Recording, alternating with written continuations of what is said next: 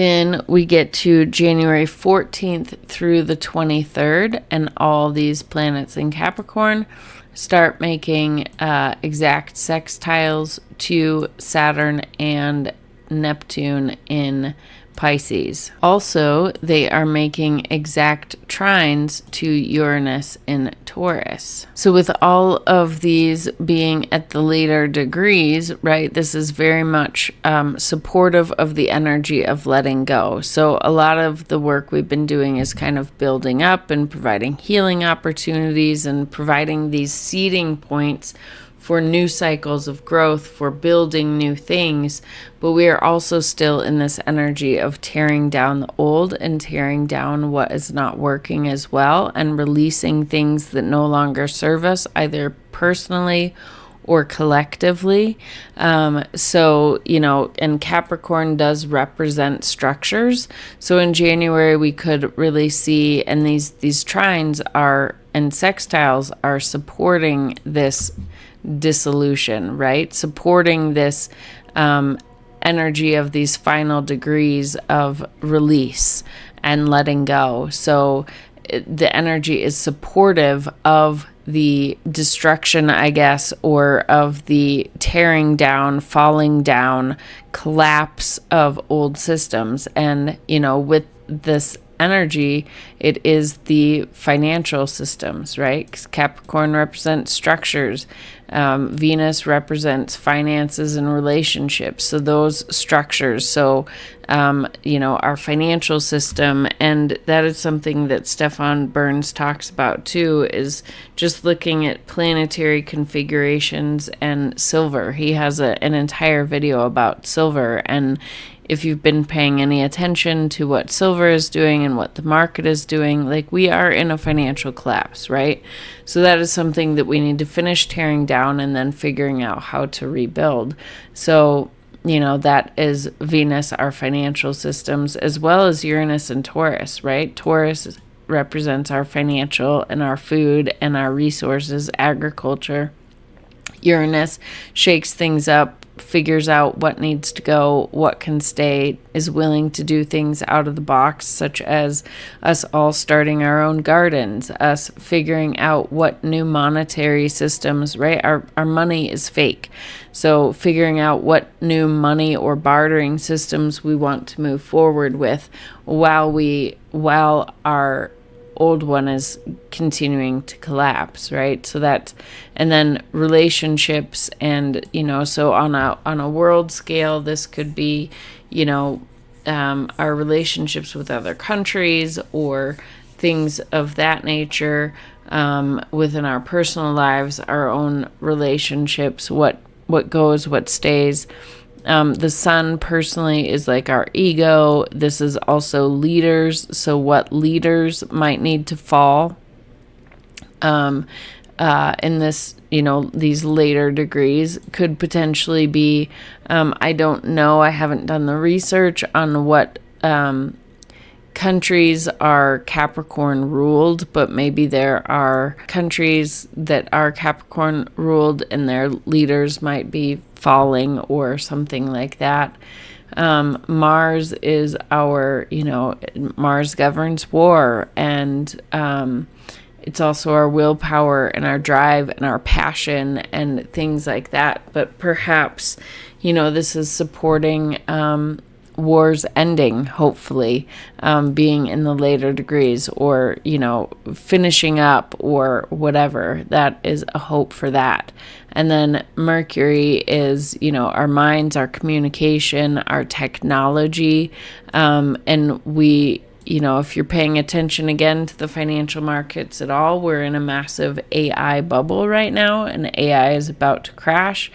I hope we don't take the same route of that we have with banks and other industries, where we think things are too big to fail. They aren't. If things are going to fail, they need to fail. We need to let them. Otherwise, it just creates this perpetual system of enslavement, basically. But This also can represent, Mercury represents short distance travel and things like that. So this could be the auto industry collapsing, which we are seeing. With these trines, it could be, and the later degrees could be, and our structures and institutions, it could be banks and, that could affect like the housing market and things like that. So this is really, it's difficult to see the chaos in the world and all these systems crumbling, but it is divinely supported. It is written in the stars. These are all at the last degrees, which are calling for disillusion, right? Especially with Neptune and Pisces. Neptune and Pisces dissolve things. They are the dissolvers. Mars also cuts things away. So it is a dissolution, a dissolving of things that are no longer serving us. And I think most people can agree that the way our society has been run for the last hundreds, if not thousands of years, is not supporting us anymore, and we're ready for something different. So that is continuing to happen while we are building at the same time. So then also within this time period, we have a few more new beginnings that are happening.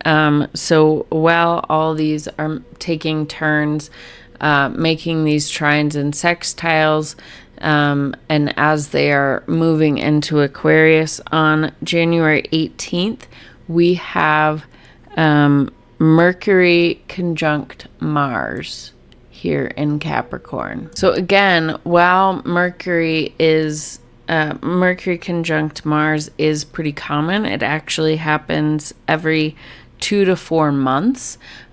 It happening in the sign of Capricorn is a little bit more rare. As you can see, Mercury conjunct Mars in Capricorn from 1950 to 2100, it only happens 18 times. So it happened in 1963, 1977, 1992, 94, 95, so kind of a chunk there, 2009 to 2010, and then here we are in a 2024 and 2026 cycle. So it doesn't happen in Capricorn. Although Mercury conjunct Mars happens frequently, the fact that it's happening in Capricorn with all these other new beginnings at the same time is pretty significant because it doesn't happen that often. So the conjunction of these two overall, it merges mental energy with drive, creating a powerful impulse to move from planning to action and to voice your thoughts with courage and clarity, and conviction. And it's where people stand up for their beliefs, right? It happens frequently. Mercury is a fast moving planet, so the energy doesn't last too long, but it is still, considering it is planting this new seed in Capricorn with all these other new beginnings, this Capricorn energy is going to last longer. So in Capricorn, it's a new cycle of disciplined action, and combining knowledge with intuition to find solutions. Capricorn wants the solutions, wants to build something solid, and with all these other conjunctions that have happened, right, we're really building something amazing and we're giving voice, right? So this is not being afraid to speak on the things to speak to the institutions and things like that need to be dissolved, and to call that out and to voice our opinion and ideas, and take steps forward on creating the new structure that we think might work. And I think a lot of that is more smaller communities, right? This is being imbued with a community vibe too, because at the same time, on the same day that we have this conjunction, we also have a new moon in Capricorn as well.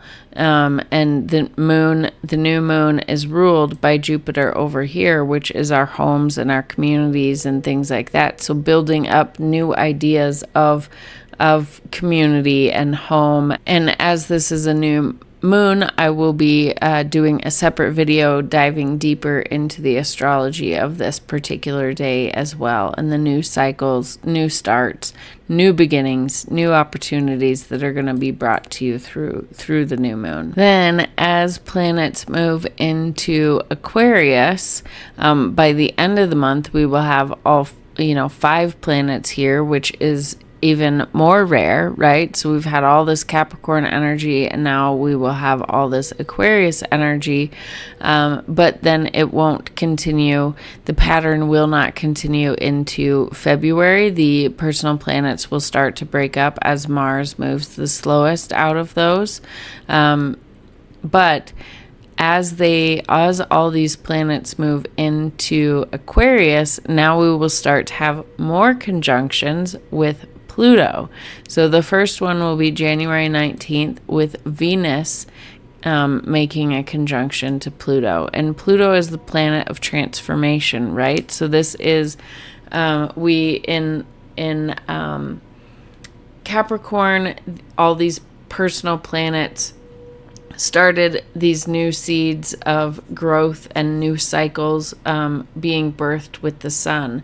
Now with Pluto, they're undergoing a transformation, right? Helping to burn off what is old and start afresh with what's new, with what was planted. So it's kind of giving it that time, giving these planets the opportunity to really okay, this is what we want to build in the future. This is the new chart, the new path that we want going forward. That's what the Sun conjunction did.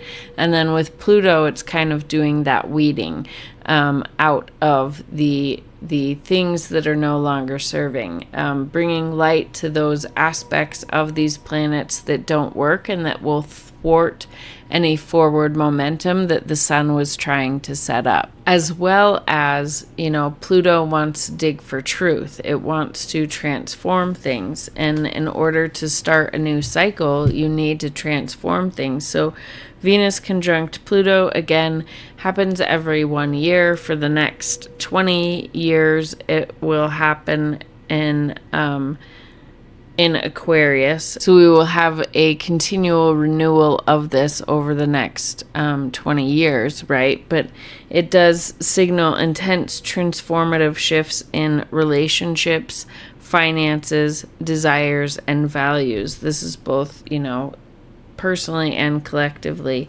It can unearth hidden desires. Truths may come to surface, especially regarding those things. Shedding and redefining relationships, and bringing light to any power imbalances in love, money, or self-worth.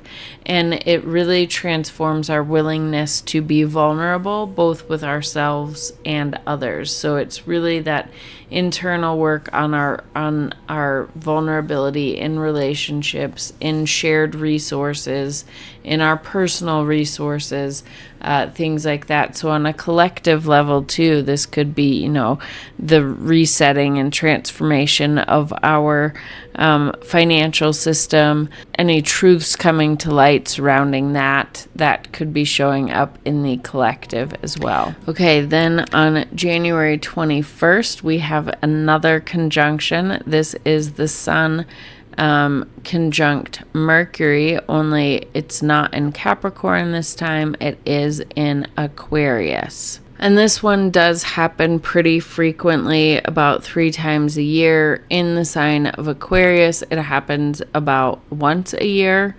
So it is not something that is quite as rare as the other things. But again, just the fact that we are having so many conjunctions in 1 month is striking.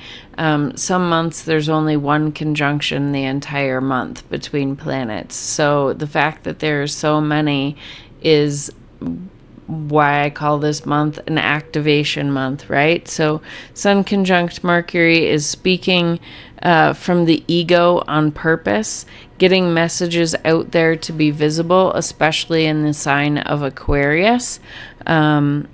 Naming things with clarity, leading with mind in Aquarius, not doubts, and decisive communication.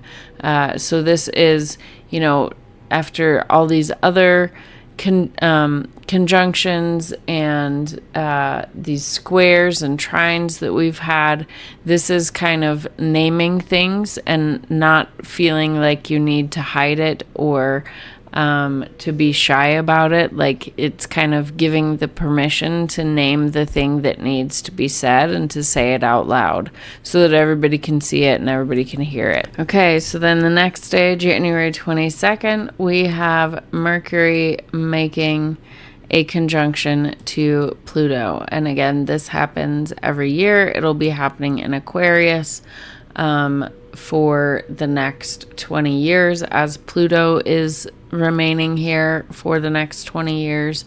But this is a, resetting, a transformative, weeding out, shining light on things that need to be, have a light shown on them, transforming the Mercury aspects of our lives. So on a collective level, this can be the auto industry, things like that. This can be moving, Mercury is also our local communities, so transforming how we engage with our local communities, breaking outside of the box. Maybe we haven't known our neighbors and we start to know and understand our neighbors. Maybe we bring tech to our communities, things like that. Or to our food systems, and healthcare is actually what I meant. Transforming our healthcare systems could be happening here as well, or our medicine or the pharmaceutical industry, although that's kind of more Neptune, but Mercury as well, with it ruling Virgo, and Virgo kind of ruling healthcare and things like that. And then just looking at Mercury is our communication and our information and things like that. And in Aquarius, it's collective. So on a collective level, this could be transformation of who controls the narrative, right? And bringing with Pluto there, uncovering who controls the narrative and shifting the power dynamics there, potentially back to the people, Aquarius, the collective. So who decides which ideas are spread and which are suppressed? That could be coming to light and being transformed. And then, there could be the questions that this asks is, now that you know what you're saying, are you prepared for what it changes? This combination is like penetrating perception, deep conversation, truth with consequences, and when something is spoken, it can't be unheard, right? There could be confessions, more whistleblowers, power shifts through information, strategic disclosure, psychological breakthroughs, naming the elephant in the room. And are you using truth to dominate or illuminate? And it's not necessarily that new information will be revealed, but it's info that is being rediscovered, I guess. And with, technology being big in our communication and things like that, this could be, and this being in Aquarius, this could be, a turning point for how we utilize social media and things of that nature as well. Then on the 23rd, we have the Sun conjunct Pluto, as well as Mars entering the Aquarius conversation. So now we have all of our personal planets and Pluto in the sign of Aquarius. So again, we have our ego and our spirit, our mind, our heart, and our willpower all aligned to make the transformations and to bring the truths to light that need to be brought to know what systems need to be dissolved and things of that nature. But so the Sun conjunct Pluto kind of rewrites who you're willing to be seen as your old identity cannot survive this intact, right? The Sun is our identity, it's our ego, it's our vitality. So that's undergoing a transformation. And in Aquarius, it's also undergoing a transformation of how we show up in the world, how we show up in the collective, how we utilize our technology, what our hopes and dreams for the future are, things like that. And so it is very much about, in Aquarius, our role in the collective. And it is, a statement will be, I will not outsource my authority to the group, nor will I dominate the group, right? It's learning how to be sovereign within yourself, learning how to embody this I am energy and not lose yourself within the collective, but be willing to be seen and to be part of the collective and letting everybody else do the same. I will stand as a sovereign node within the collective. And then, a question to ask yourself, who am I when I stop asking the collective to validate my existence? That is a good question to ask as well. And then continuing on with the conjunctions, we have on the 27th, Mars conjunct, making the conjunction with Pluto. So this is where will meets power, right? It's pressure on institutions, technologies, with this being in Aquarius, networks, movements, ideologies, collective agreements, and social contracts. On the negative aspects, this can manifest as power struggles, tech or ideological aggression, ends justify the means thinking, and collective rage seeking an outlet. But so it can, this combination can scorch if uncontained.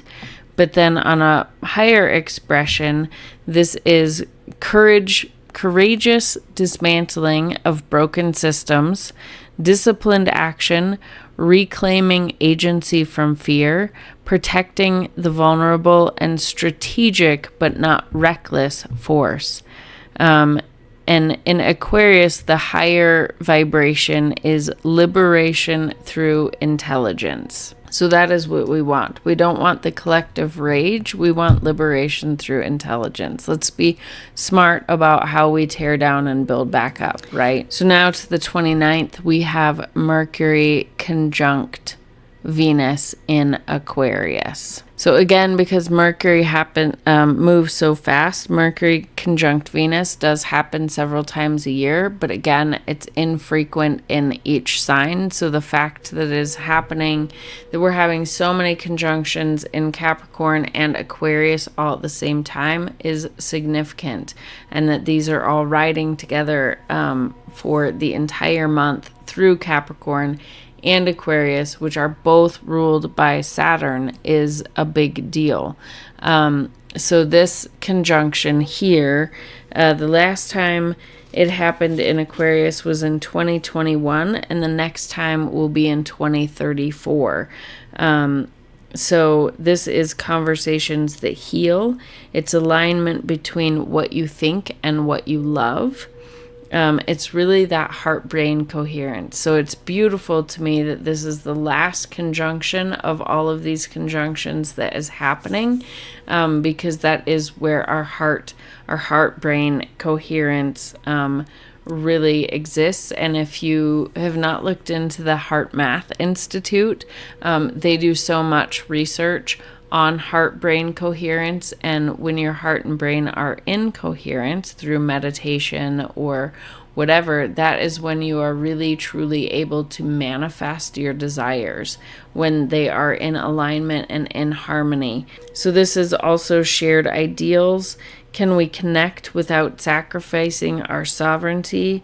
This could be new social contracts, new ways of relating in communities, cleaner dialogue also between differing parties, like being able to have conversations again like we used to with people who have different ideas with us and be able to see how maybe we could compromise, or do we even need to compromise? Can you do your thing over there and I do my thing over here, and we just don't bother each other, but we understand each other, things like that. Alliances based on resonance instead of ideology. That's what a lot of this could be bringing, kind of bringing your vibe, attracting your tribe. That type of energy is this conjunction, and it is this new beginning. And considering this won't be here again until 2034, it's kind of setting up that finding your tribe vibe for the next while. Thank you so much for watching part 3. 4 will be the last part of this collective forecast. We will be going over the Saturn sextile Uranus and how rare that sextile is, as well as covering Neptune entering Aries, which is a big deal, and kind of what that is bringing. So that'll be the last part, and I think it's a very important part to listen to, so I hope to see you there.